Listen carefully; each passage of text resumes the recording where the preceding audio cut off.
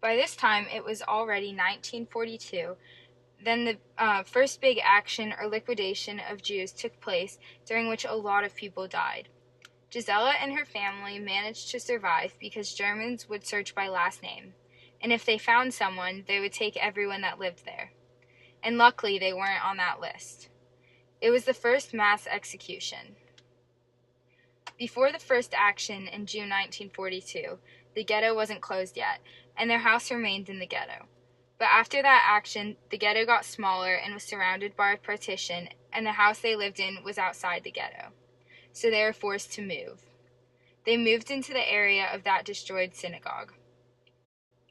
While living in the ghetto, despite all the hardships, there were no excuses when it came to keeping everything kosher. In order to get food, Gisela had to sell whatever things they had left. Gisela and her family survived the second action in September of 1942 because they all went into hiding.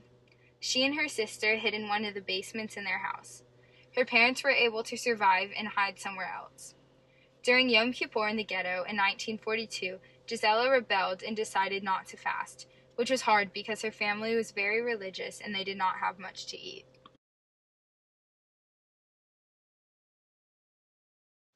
Gisela knew that there would be another action soon.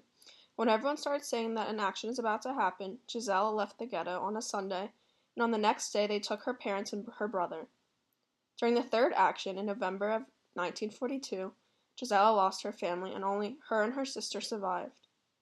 On the day of the action, her sister went to work, and Gisela had escaped from the ghetto a week earlier and stayed at a friend's who she had met at school and had taught Polish, Gabriela. Gabriela managed to sneak into the ghetto and picked Gisela up from the inside. Gisela had escaped without an armband. But Gisela didn't have the proper papers to leave further. She was able to get some sort of ID, but it wasn't what she needed in order to leave freely because she didn't have the money she needed. So she had to hide. Gisela's sister was struggling and wanted her to come back to the ghetto because she couldn't live alone in an empty apartment. And she snuck Gisela couldn't go anywhere, she decided to go back into the ghetto. Later, it turned out it wasn't a total liquidation, but they moved most of the people. She and her sister ended up in Plaszow and stayed there for a year. When Gisela went back to the ghetto, she didn't have permission to work, but she worked hard and was able to go back to the same company she had worked with previously.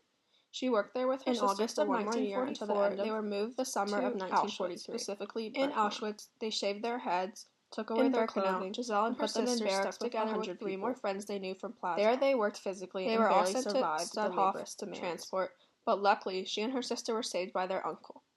Her uncle was on the other side of the fence and recognized Gisela and her sister.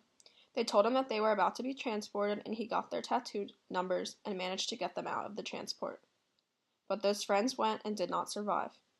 Gisela and her sister stayed in the mostly empty camp for a few months until the end of December of 1944.